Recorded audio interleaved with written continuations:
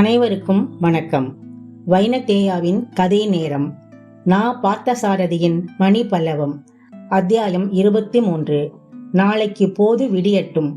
அந்த பின்னிரவு நேரத்தில் பூம்புகாரின் துறைமுகம் ஆரவாரமும் ஆள் பழக்கமும் குறைந்து அமைதியாய் காட்சியளித்தது. துறைமுகத்தின் அழகுகள் அமைதியில் தோய்ந்து தோன்றும் காரணத்தினால் பகற்போதில் இருந்ததை காட்டிலும் புதிய கவர்ச்சி ஏதோ இப்பொழுது சேர்ந்து இருப்பது போல் வினோதமாக விளங்கின. நீலவானத்தின் நெடிய பெருவீதியில் மங்கிய நிலவு உலா சென்று கொண்டிருந்தது. அந்தரத்தில் சுடர் விரிக்கும் செந்தழல் மண்டிலம் போல் கலங்கரை விளக்கத்து தீ எரிந்தது. அந்த ஒளியில் நங்கூரம் பாய்ச்சி நிறுத்தப்பட்டிருந்த பெரிய பெரிய கப்பல்கள் கடற்பரப்பெங்கும் தெரிந்தன. மிக பெரிய வெண்ணிற பறவை ஒன்றை சிறகை மட்டும் சாய்த்து விரித்தாற்போல் கப்பல்களின் பாய்மரங்கள் எடுப்பாக இலங்கின. வேறு ஒளிகளற்ற அமைதியில் கடற்காற்று சுகமாக வீசும் சூழ்நிலையில் துறைமுக பகுதியெங்கும் பல்வேறு பொருள்களில் மனங்களும் கலந்து நிறைந்திருந்தன. பொதிய மலையிலிருந்து வந்து இறங்கியிருந்த சந்தனக்கட்டைகளும் சீன தேசத்திலிருந்து வந்திருந்த பச்சை கற்பூரமும் கடற்கரையை திருமணம் நிகழும் வீடு போல் மணக்கச் செய்து கொண்டிருந்தன.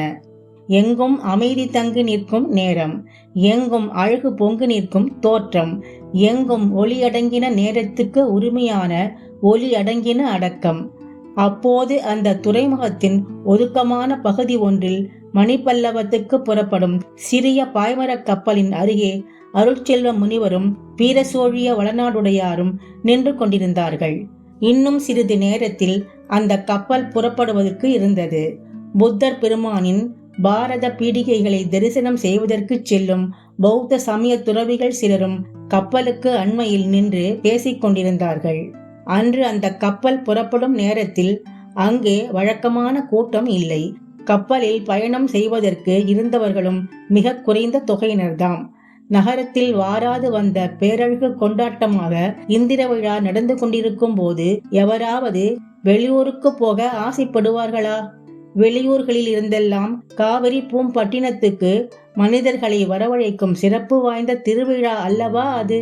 அதனால்தான் துறவிகள் சிலரையும் இன்றியமையாத கப்பல் ஊழியர்களையும் தவிர பயணத்துக்காக கூடும் வேறு கூட்டம் அங்கே இல்லை. கப்பல் புறப்பட போகிறது என்பதற்கு அறிகுறியாக மேல்தளத்தில் கட்டப்பெற்றிருந்த மணியை ஒலிக்கச் செய்தான் மீகாமன். கண்களில் நீர் பனிக்க நின்ற வீர சோழிய வளநாடுடையாரை அன்போடு தழுவிக் கொண்டார் அருட்செல்வ முனிவர். உணர்வு மிகுந்து பேசுவதற்கு அதிகம் சொற்களின்றி இருந்தனர் இருவரும். நல்லவர்களோடு நட்பு செய்து பழகிக் கொள்வதில் எவ்வளவு துன்பம் இருக்கிறது பார்த்தீர்களா? பேதையர்களோடு பழகுவதே ஒரு வகையில் நல்லது. பேதையர்களுடன் நமது நட்பு அருந்து போனால் அந்த பிரிவினால் நமக்கு துன்பமே இல்லை முனிவரே. பேயோடாயினும் பழகிவிட்டால் பிரிவது வேதனைதான் வளநாடுடையாரே. ஆனால் உங்களுக்கு இந்த பழமொழி பொருந்தாது முனிவரே. நானும் பேயில்லை, நீங்களும் பேயில்லை. தவறு. நான் மனிதனாகவா இப்போது இந்த கப்பலில் மணிப்பல்லவத்துக்கு புறப்பட்டு போகிறேன்? இல்லவே இல்லை.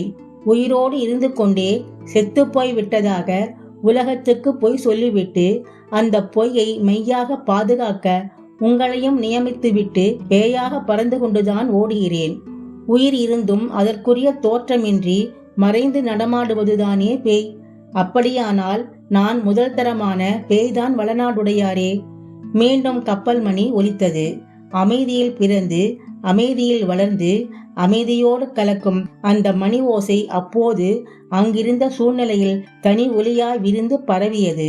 இளங்குமரனை கவனித்துக் கொள்ளுங்கள். அன்பையும் அதை போற்றும் பண்புள்ளவர்களையும் நம்பி அவனை விட்டு பிரிந்து செல்கிறேன். அன்பும் அன்புள்ளவர்களும் கைவிட்டு விட்டாலும் அந்த பிள்ளையின் தன்னம்பிக்கை அவனை காப்பாற்றும். தன்னை பிறர் வெற்றி கொள்ள விடாமல் தான் பிறரை வெற்றி கொள்ளும் மனம் அவனுக்கு இருக்கிறது. உலகத்தில் மிக பெரிய செல்வம் இப்படிப்பட்ட மனம்தான்.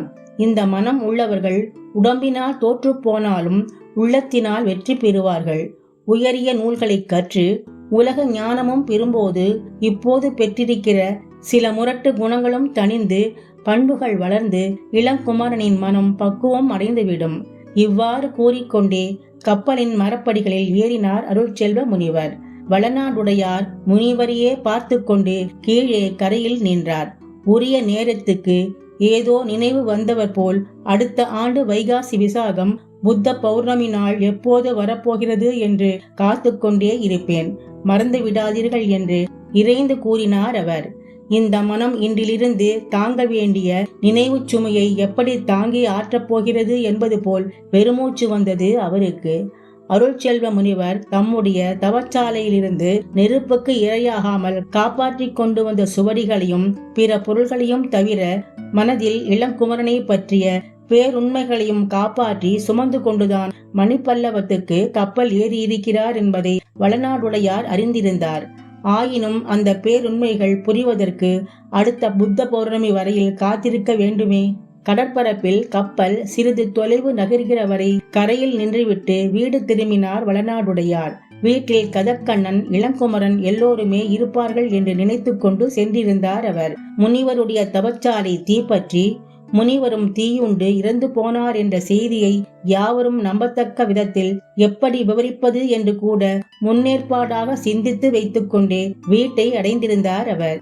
உங்கள் கண்காணிப்பில் உங்களுடைய இல்லத்தில் இருக்கச் செய்துவிட்டு போன முனிவரை நீங்கள் எப்படி தப்பிச் செல்ல விட்டீர்கள்? நீங்கள் கவனமாக இருந்திருந்தால் அவர் தவச்சாலைக்கு தப்பிச் சென்று அங்கே தீக்கு இரையாக நேர்ந்திருக்காதே என்று இளங்குமரன் தன்னையும் முல்லையையும் கேட்பான் என்றும் அதற்கு என்ன பதில் சொல்லலாம் என்று கூட அவர் நினைத்து வைத்திருந்தார். ஆனால் அவற்றுக்கெல்லாம் அவசியம் இல்லாமல் போயிற்று. வீட்டில் முல்லையை தவிர வேறு யாருமே அப்போது இல்லை. அவர் வீட்டை அடைந்தபோது விடுவதற்கு சில நாழிகைகளே இருந்தன. என்னப்பா, முனிவர் அகப்படவில்லையா? நீங்கள் மட்டும் தனியாக வந்திருக்கிறீர்களே என்று தூக்க கலக்கத்திலும் நினைவாக கேட்டாள் முல்லை. சக்கரவாள கோட்டத்தில் தம்மை துரத்தியவர்கள் கல்லறிந்ததால் தமது உடலில் உண்டாகியிருந்த சிறு சிறு காயங்களை அந்த இருளில் தம் மகள் கண்டுவிடாமல் மறைத்துக் கொள்வதற்கு முயன்றார் அவர். உறக்கம் கெடாமல் நீ தூங்கம்மா, எல்லாம் பொழுது விடிந்ததும் சொல்கிறேன்.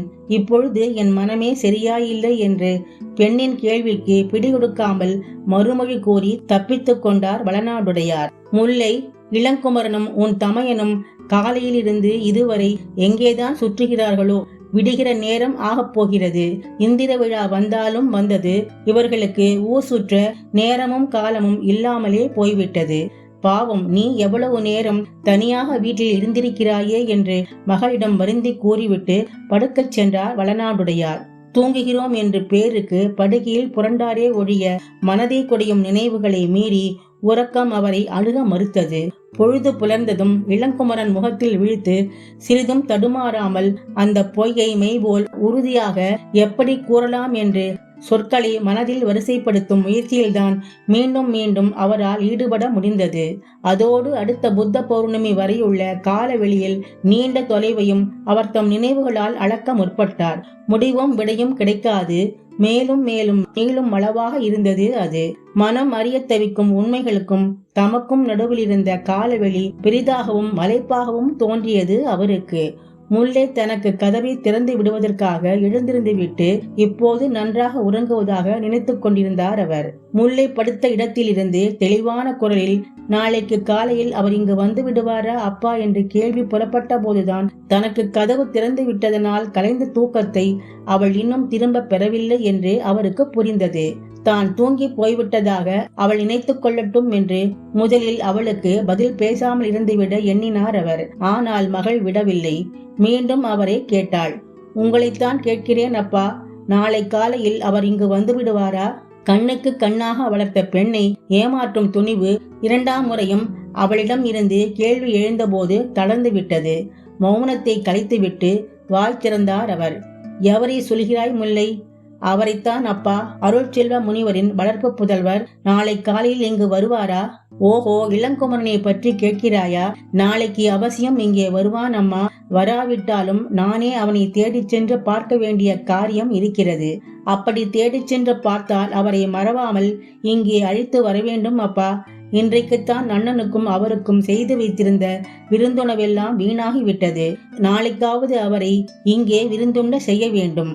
பெண்ணின் ஆவலை கேட்டு வளநாடுடையார் தமக்குள் சிரித்துக் கொண்டார். மறுநாள் காலை இளங்குமரன் தங்கள் இல்லத்துக்கு வந்தால் துணிவோடு அவனை வாயிலே எதிர்கொண்டு சென்று, நீங்கள் இந்த வீட்டுக்கெல்லாம் வந்து விருந்து உண்வீர்களா?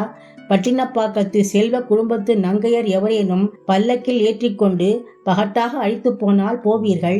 இந்த முல்லைக்கு மனதை தவிர வேறு செல்வம் கிடையாது ஐயா.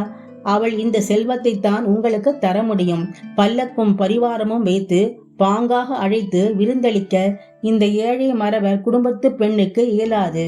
உடன் வந்தவளை மறந்து ஊர் சுற்ற போன பின்பும் உங்களை என்னால் மறக்க முடியவில்லையே என்று குத்தலாக பேச வேண்டும் என்று நினைத்து கொண்டு அப்படி அவரிடம் இடுப்பில் கையூன்றி எதிர் நின்று தான் பேசுவது போன்ற காட்சியையும் கற்பனை செய்து பார்த்து கொண்டாள் முல்லை.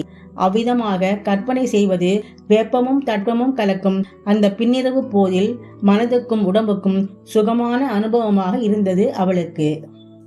மணிப்பல்லவம் 24வது அத்தியாயம் அடுத்த பதிவில் தொடரும். நன்றி.